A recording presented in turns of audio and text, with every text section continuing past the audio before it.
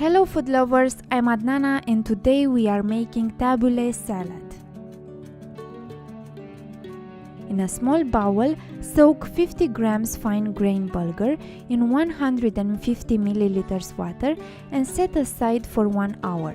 Chop 120 grams cherry tomatoes and we will add them in a medium bowl where we will prepare our tabbouleh salad. The next step is to chop 1 medium red onion. I really love how this salad tastes and I usually eat it alongside some lamb chops. The perfect combination, believe me.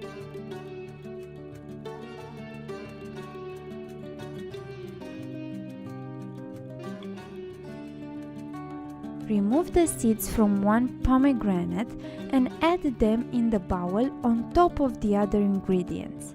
Finely and gently chop 4 bunches of parsley and add it on the bowl as well. The last step is to drain the bulgur. Add 3 tablespoons of lemon juice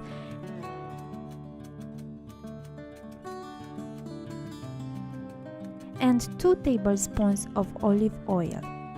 Season with salt and stir until all ingredients are combined. Taste, check and adjust the lemon and the salt if needed. Serve immediately.